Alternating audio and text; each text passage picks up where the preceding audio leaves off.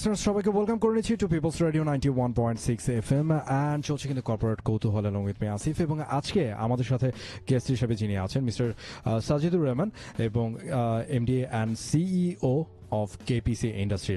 Okay, let's introduce with him and hello ভাইয়া কেমন আছেন? জি আমি ভালো আছি, আপনি কেমন আছেন? জি আমিও ভালো আছি, থ্যাংক ইউ ভেরি মাচ আপনার অনেক ব্যস্ততম সময়ের মধ্যে কিছুটা সময় আমাদের সাথে শেয়ার করার জন্য এবং thanks from people's radio 91.6 FM.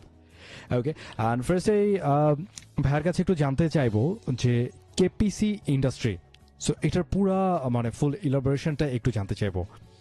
KPC means Kazi paper cup. যেহেতু পেপার কাপ কনসেপ্ট থেকে প্রথমে কোম্পানিটা তৈরি হয়, এই জন্য ওইটাকেই বেসিক্যালি আমরা মানে কেপিসি দিয়ে আর কি বোঝানোর চেষ্টা করছি আর কি। ওকে, দ্যাটস গ্রেট। এবং কেপিসি ইন্ডাস্ট্রি এবং আমরা কমপ্লিটলি জানি যে আপনারা হাইজিন অনেক বেশি মেনটেন করেন অ্যান্ড এনভায়রনমেন্টকে সেভ করার জন্য বেসিক্যালি কেপিসি ইন্ডাস্ট্রি লঞ্চ করা, এবং এই আইডিয়াটা আসলে কিভাবে এসেছে? আসলে আইডিয়াটা তো আসছিল, আমি তো মোটামুটি এটা বলছি আগে যে আম্মাকে নিয়ে আমি 2010 সালে হজে গেছিলাম। ওই সময় রোজা থাকা অবস্থায় একজন আরাবিয়ান শেখ আমাকে ইফতারির জন্য বলে, আমি তখন রোজা ছিলাম মদিনা মনোহরাতে। দুইটা কাপে করে উনি আমাকে ইফতারি দেন, একটা কাপে ছিল গাওয়া, একটা কাপে ছিল খেজুর। আচ্ছা, তো গাওয়াটা আমি শেষ করে ফেলি, খেজুরটা শেষ করতে পারি নাই। রাত্রে যখন রুমে নিয়ে আসি তখন মনে পড়ে যে আমার পাঞ্জাবের পকেটে খেজুরটা আছে। আমি এটা আবার যখন বাহির করে খাওয়া শুরু করি, আমি তখন শোয়া অবস্থায় ছিলাম এবং এইটা আমাকে তখন ক্রিয়েট করে আমার মাথার মধ্যে যে এটা তো সুন্দর প্রোডাক্ট, আমি নিয়ে আসলাম, ক্যারি করে নিয়ে আসলাম, আবার এখন খাচ্ছি, কাপটা যেভাবে ছিল সেইভাবেই আছে। আমি তখন ইন্টারনেট সার্ফিংয়ে যাই। দুইটা পয়েন্ট আমার কাছে খুব ইম্পর্টেন্ট মনে হয়, এটা হলো যে 100% ইকো ফ্রেন্ডলি এবং 100% হাইজিনিক। বাংলাদেশের কনসেপ্টে দিস ইজ ভেরি ইম্পর্টেন্ট। আমার কাছে এটাই তখন আসে আর কি, মূল যে বিষয়টা। বিজনেসে ডিমান্ড যদি ক্রিয়েট করা যায়, হ্যাঁ, তাহলে সাপ্লাই দেওয়ার কোনো সাপ্লাই করতে পারলে সেটা বিজনেস হবে। এই প্রোডাক্টটা আমার মনে হয়েছে ওই সময় যে এটা ডিমান্ড ক্রিয়েট করা পসিবল, বিকজ বাংলাদেশের যে এনভায়রনমেন্টের যে সিচুয়েশন বা যেটা নিয়ে আমরা ফাইট করতেছি, সেখানে এটা খুবই জরুরি একটা পণ্য। অফকোর্স এখান থেকে বেসিক্যালি আমি আইডিয়াটা ক্রিয়েট করি এবং তারপরে তো এটার ইমপ্লিমেন্টেশন আসে আর কি। ওকে, সো কেপিসি ইন্ডাস্ট্রি স্টার্টিং হয় 2012 থেকে, রাইট? ওকে, সো 2012 থেকে এবং কত আগে আপনারা এই থিঙ্কিংটা করেছিলেন বা আপনার মাথায় এই চিন্তাটা এসেছিল? না, আমার তো আইডিয়া আসে 2010-এ। ওকে, 2010-এর শেষের দিকে আসে, তখন নভেম্বর মাস ছিল। ওকে, আমি 2012-এর ফেব্রুয়ারি, মানে দিস ইজ 1.5 ইয়ার্স অলমোস্ট। কিন্তু এই 1.5 ইয়ার্স গ্যাপের মধ্যে আমি কিন্তু বেসিক্যালি প্রি ওয়ার্কটা করি, গ্রাউন্ড ওয়ার্ক, যেটা এটা ইন্ডাস্ট্রি করতে গেলে, একটা বিজনেস স্টার্ট করতে গেলে, যেহেতু টোটালি নিউ কামিং একটা প্রোডাক্ট, হ্যাঁ, নিউলি লঞ্চ হচ্ছে বাংলাদেশে, এর আগে কখনো এটা বাংলাদেশে ম্যানুফ্যাকচারিং এরকম হয় নাই। তো সেখানে আমার অনেক বেশি কেয়ারফুল হওয়া এবং এটার কোয়ালিটি কি হতে পারে, এটার প্রোডাকশন প্রসেসটা কি হতে পারে, এবং এটার সমস্ত উৎসগুলো যেখান থেকে আমাকে প্রোডাক্টের কাঁচামাল আনা, মেশিনারিজ আনা, এগুলোর বিষয়ে আমাকে অনেক কাজ করতে হয়। তার জন্য আমি দেশের বাইরে যাই, চায়নাতে যাই, মালয়েশিয়াতে যাই। আই গট সাম ট্রেনিং দেয়ার, এবং ট্রেনিংটা আমি খুব আসলে পারফেক্টলি নেওয়ার চেষ্টা করি, যাতে আমার ফেইলুর যে বিষয়টা, এটা আসলে বাংলাদেশের প্রেক্ষাতে দেখা যায় যে এন্টারপ্রেনারশিপের ক্ষেত্রে this is a very important thing, যে অনেক সময় আমরা ফেল করি এবং একবার যদি কেউ প্রথম ধাপে ফেল করে না, তখন তার জন্য সেকেন্ড ধাপটা আসতে যাওয়াটা খুব ডিফিকাল্ট হয়ে যায়। আর্থসামাজিক প্রেক্ষাপটটা এতটাই দুর্বলতা থাকে যে ওইটা একবার যদি লুজ করে ফেলে কেউ, তখন সে আর ওইটা ফিরে পায় না। তো এই জন্য আমার একটা টার্গেট ছিল যে না, আমাকে আসলে এটা ট্রাম কাটার মতন ছিল, যে আমাকে এই সুযোগটা আমি একবারই পাবো, আমাকে একবারই এটাকে মানে ফিল করতে হবে। অ্যাকচুয়ালি আল্লাহ রহমত করছেন এবং এটা হয়েছে আর কি, আলহামদুলিল্লাহ। ওকে, দ্যাটস রিয়েলি গ্রেট। এবং এত চমৎকার একটা থিঙ্কিং করার জন্য, আমাদের দেশ থেকে বা আমাদের ইন্ডাস্ট্রিকে আরো অনেক বেশি রিচ করার জন্য আর আমাদের পরিবেশকে, স্পেশালি পরিবেশকে সেভ করার জন্য থ্যাংক ইউ ভেরি মাচ ভাই, এত চমৎকার একটা ইনিশিয়েটিভ নেওয়ার জন্য। এবং অনেকে অলরেডি আমাদের সাথে জয়েন করে ফেলেছে, ডেফিনেটলি তাদেরকেও তাদের কথাগুলো আমরা পড়বো এবং অনেকে আপনাকে গুড উইশেস জানিয়েছে, ডেফিনেটলি তাদের কথাগুলো আমরা পড়বো। ইন দ্য মিন টাইম আপনাদের সবাইকে বলে রাখি, আসলে যদি আপনারা আমাদের সাথে through online and through text যদি কানেক্টেড হতে চান, তাহলে যেটা করতে হবে, আপনার সেলফোনের টেক্সট অপশনে চলে যেতে হবে এবং টাইপ করতে হবে PR space name space messages এবং পাঠিয়ে দিতে হবে 26969 এই নাম্বারে। অ্যান্ড ফেসবুকের জন্য facebook.com/peoplesradiofm। অ্যান্ড আজকে আমাদের সাথে গেস্ট হিসেবে রয়েছেন Sajidur Rahman, CEO and managing director KPC industry. Exactly. এবং এই রিলেটেড যদি আপনার কাছে কোনো কোয়েশ্চেন থাকে, অথবা কর্পোরেট রিলেটেড যদি আপনার কাছে কোনো কোয়েশ্চেন থাকে বা যদি কোনো জিজ্ঞাসা থাকে, তাহলে অবশ্যই আপনারা কিন্তু করে ফেলতে পারেন। অ্যান্ড এবার ভাইয়া আপনার সম্পর্কে একটু জানতে চাইবো যে আপনার ব্রট আপ কোথায় বা কোথায় স্টাডি করেছেন, এটা সম্পর্কে জানতে চাইবো। আসলে আমি বর্ন খুলনাতে, খুলনা শহরে আমার জন্ম, খুলনা জেলা স্কুলের স্টুডেন্ট, আমি সুন্দরবন কলেজে লেখাপড়া করছি এবং কলেজ লাইফ শেষ করে আমি ইউনিভার্সিটি, ইন্ডিপেন্ডেন্ট ইউনিভার্সিটিতে কম্পিউটার সায়েন্স থেকে গ্রাজুয়েশন করছি। এবং আসলে আমি যখন ইউনিভার্সিটি পড়তেছিলাম, অ্যাকচুয়ালি আমি বিজনেস স্টার্ট করছি কিন্তু তখনই, আমি আচ্ছা। ফ্যাক্টরি করছি পরে। বাট আমার ফার্স্ট বিজনেস ছিল ইন্ডেন্টিং, যেটা পাওয়ার সেক্টরে আমি ইকুইপমেন্ট সাপ্লাই দিছি ইন্ডেন্টিং এর মাধ্যমে। লোকাল এজেন্সিশিপ আমার একটা ব্যবসা ছিল। এখান থেকে বেসিক্যালি আমি I got the vast knowledge about business, about banking, about international trade, all area. Industry is a very tough thing, definitely. হ্যাঁ, এটা কোনো সন্দেহ নাই। এখানে অনেকগুলো কর্নার থাকে যে you have to fulfil that. আমি যখন প্রথম ইন্ডাস্ট্রি করছি 2012-এ, আমি তখনও বুঝতে পারছি যে আমি আসলে পরিপক্ক না। আচ্ছা। মানে আমি কিন্তু অলরেডি বিফোর বিজনেস করে আসতেছি। হ্যাঁ, তো ওই বিজনেসটা যে আমি করছি এটার জন্য যেটা হয়েছে যে আমি অনেকটা কাজ শিখছি, বিজনেসের অনেকগুলো সেকশন শিখছি, যার জন্য যে সুবিধাটা আমার হয়েছে ব্যাংক লোন। সাধারণত দেখা যায় যে মানুষ সে বিজনেস শুরু করে ব্যাংক লোনটা পায় না। তার কারণটা হলো আসলে তার বিজনেসের এক্সপিরিয়েন্সটা কম থাকে। সে একটা প্রোফাইল যে রেডি করে ব্যাংকে সাবমিট করবে এবং ব্যাংকে সে সন্তুষ্ট করবে, সেই জায়গাটাতে সে অতটা পরিপূর্ণ দেখাতে পারে না এসএমই সেক্টরের যারা। এখানে আমি মনে করি যে আমি ওই যে আমার ব্যাকগ্রাউন্ডে যে আমি ইউনিভার্সিটি লাইফে যে বিজনেস শুরু করছি, এটা আমাকে হেল্প করছে বেসিক্যালি। আচ্ছা। এডুকেশন লাইফে আমার মূল যে থিমটা ছিল, আমি আসলে যে ব্যবসায়ী হব বা জব করব, এটা আমার টার্গেট কখনোই ছিল না। আমার টার্গেট ছিল ফুটবলার হব। ওকে, ফুটবলার। আচ্ছা। Though I was A cricketer that time, but ক্রিকেটের প্রতি আমার ফ্যাশন। এক্স্যাক্টলি, এটা আমি থিঙ্ক করছিলাম যে ম্যাক্সিমাম আমাদের ক্রিকেটার কিন্তু ফ্রম খুলনা। সো খুলনা মানে ক্রিকেট, সেটা ফুটবলে কেন আসলে? না, আমি তো আসলে সত্যি কথা বলতে কি, এখন বললে তো জিনিসটা অন্যরকম শোনায়, বাট আমি খুবই ভালো ক্রিকেটার ছিলাম। আচ্ছা আচ্ছা। কিন্তু ওই 50 ওভার মানে ফিল্ডিং করতে হবে যে জিনিসটা, এটা আমার কাছে ওয়ার্স লাগতো। আচ্ছা, আপনি কি রেগুলার বেসিসে ক্রিকেট খেলতেন বা ফার্স্ট ক্লাস বা? আমি ওইটা না, আমি খুলনাতে খেলছি, ডিভিশনে খেলেছেন? খুলনা খেলছি, হ্যাঁ। আচ্ছা। বড় বড় জায়গায় খেলছি, কিন্তু আমি এটাকে কন্টিনিউ করে যে প্রফেশনাল লাইফে নিয়ে আসবো, এটা আমার টেন্ডেন্সি ছিল না। আচ্ছা আচ্ছা। কিন্তু আমি আবার ফুটবলে বেশ অনেক সমাদৃত ছিলাম। আমি স্টিল লাস্ট মান্থ আমি একটা টুর্নামেন্ট খেলছি। ও দ্যাটস গ্রেট। কি টুর্নামেন্ট ছিল সেটা? এটা মিডিয়া কাপ ছিল। আচ্ছা আচ্ছা। আমি একটা টিমের হয়ে খেলছি আর কি। আচ্ছা আচ্ছা। তো যাই হোক, সেখানে কোন পজিশনে খেলতেন, যেহেতু স্পোর্টসে চলে আসলাম? আমি স্টপার ব্যাকে খেলছি। আচ্ছা আচ্ছা। এবং আমরা এই টুর্নামেন্টে আমরা ফাইনাল উঠছি। ও দ্যাটস গ্রেট। ফাইনাল উঠছে, রানার্স আপ হয়েছি, মানে যাই হোক প্ল্যান্টিতে খেলা শেষ হয়েছে আর কি, আচ্ছা আচ্ছা। ট্রাইবেকারে। হ্যাঁ হ্যাঁ। This is unlucky, though we played good, better than the other team. But anyway, cup is cup. Definitely. আমরা রানার্স আপ হয়েছি, দিস ইজ অলসো গুড। তো আসলে ফুটবলের প্রতি আমি এতটা ফ্যাসিনেশন ছিলাম যে আমার পার ডে লাইফ স্টাইলের মধ্যে যেটা ছিল, সেটা ছিল যে আমাকে ফুটবল মাঠে যেতেই হবে। ও মাই গড। এবং 2 টাইমস। সেটা হলো স্কুল থেকে আমি ফাঁকি দিয়েও ফুটবল মাঠে চলে যাইতাম, আবার আমি যখন বিকাল হতো, বিকালও আমি এলাকার মধ্যে ফুটবল খেলতাম। আচ্ছা। এবং হায়ারও খেলতে যাইতাম। আচ্ছা আচ্ছা। এইটা ছিল আমার মেন টার্গেট লাইফের। আচ্ছা। এবং আমি স্কুল টিমের ক্যাপ্টেন্সি করছি, আমি ইউনিভার্সিটি টিমের ক্যাপ্টেন্সি করছি। সো সব জায়গাতে এখানে আমার খুব প্রেফারেবল ছিল। বাট এনিওয়ে, পরে তো বিজনেস আমার সামনে চলে আসলো এবং আমি সেখানে এন্ট্রি করে ফেললাম, কিন্তু ফুটবলকে আমি ছাড়ি নাই। আচ্ছা। যেটা করে অ্যাটলিস্ট প্যাশনের জায়গাটা প্যাশন ঠিকই আছে। জি জি। ওকে। অ্যান্ড যখন আপনি ফার্স্ট বিজনেস যেটা আপনি স্টার্ট করেছিলেন, যখন আপনি ইউনিভার্সিটিতে পড়তেন এবং সেই লাইফ থেকেই ফার্স্ট বিজনেস আপনি স্টার্ট করেন, সো ওই বিজনেসের সময় যখন আপনি ফার্স্ট স্টার্ট করেন, সো ওই সময়টাতে আপনার কি কি স্টেপ বা কি কি আসলে বাইন্ডিংস আপনাকে ফেস করতে হয়েছিল? লট লাইক ফাইন্যান্সিয়াল একটা তো একদম কমন, হ্যাঁ, কমন থাকে। এবং আপনি সবগুলো বিজনেস কি একা করেছেন নাকি পার্টনারশিপে না, করেছেন? আমি I never did any partnership. হ্যাঁ, আমি কখনো পার্টনারশিপ ব্যবসা করি নাই।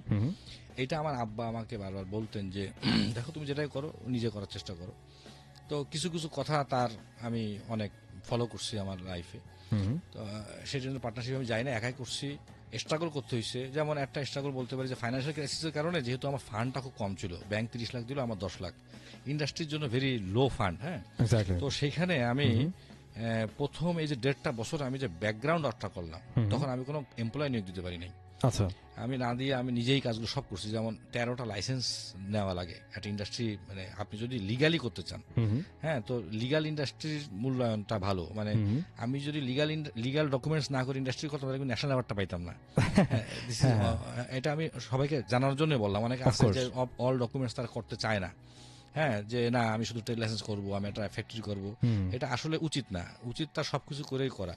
তাতে সে কিন্তু Definitely. ফিউচারে তার একটা সুযোগ থাকে অনেক অনেক ভালো ভালো কিছু করার। হুম এনিওয়ে, এই ডকুমেন্টসগুলো রেডি করলাম, ব্যাংকের আমার লিমিট পাস হলো, আমি আমি মেশিন এলসি করে দিলাম, আমি কাঁচামাল এলসি করে দিলাম।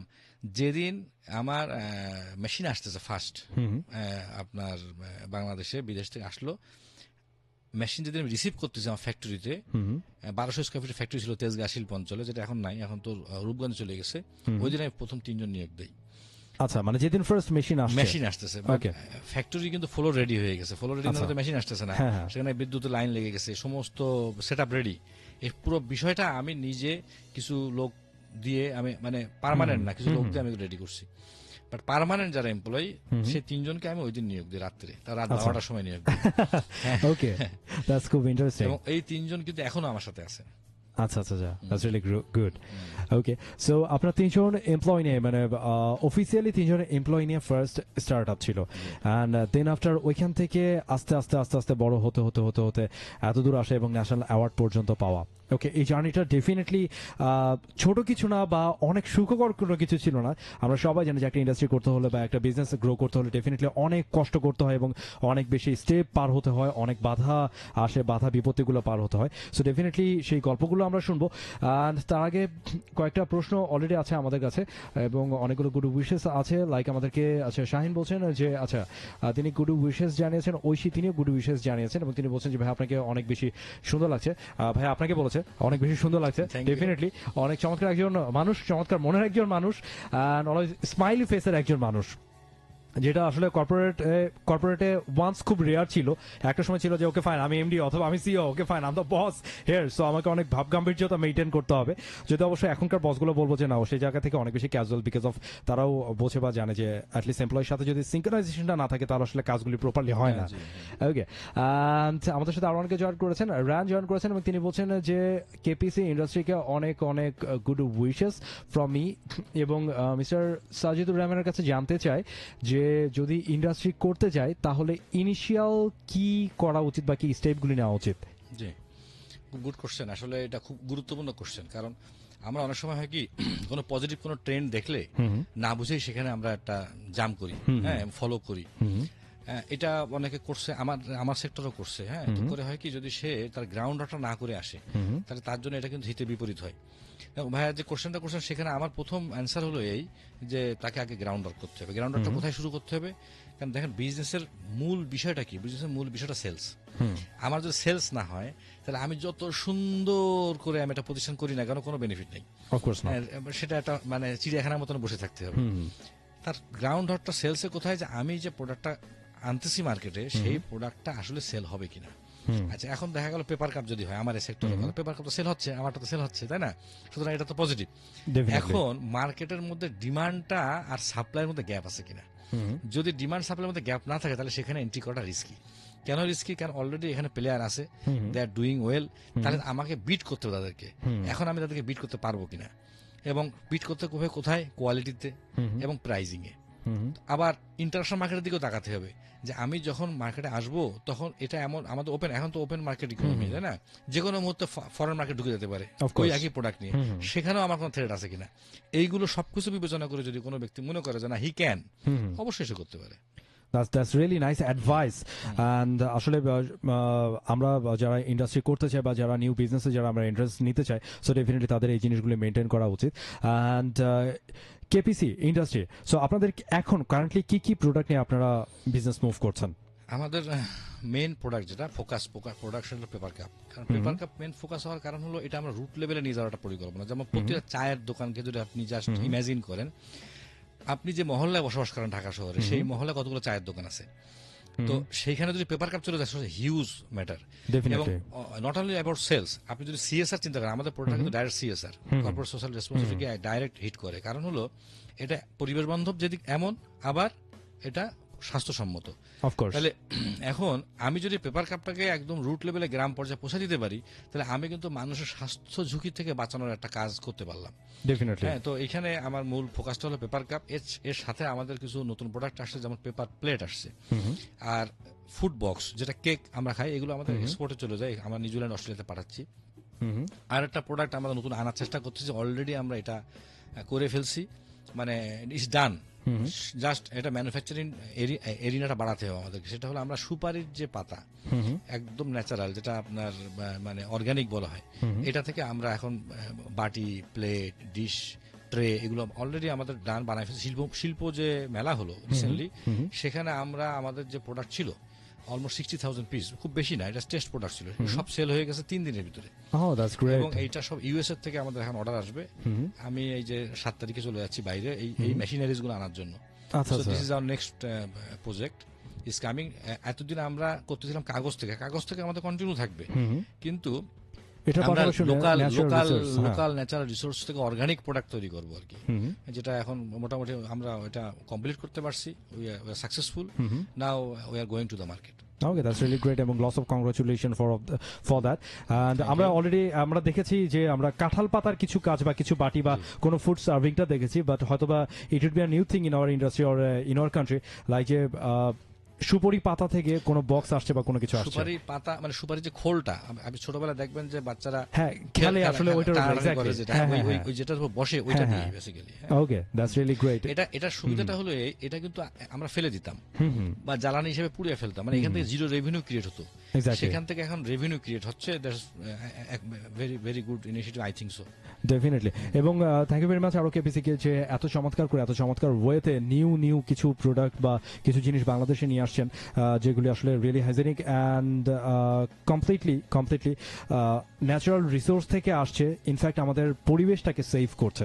Thank you very much for that. On that note আমরা একটা শর্ট ব্রেকে চলে যাবো, দেন আফটার আমরা ব্যাক করছি। সাথে থাকেন, শুনতে থাকেন পিপলস রেডিও 91.6 FM। এবং যারা আমাদেরকে লিখছেন অবশ্যই লিখতে থাকেন, যেভাবে লিখবেন আপনার সেলফোনে টেক্সট অপশনে চলে যাবেন এবং টাইপ করবেন PR space name space messages এবং পাঠিয়ে দেবেন 26969 এই নম্বরে। অ্যান্ড ফেসবুকের জন্য facebook.com/peoplesradiofm।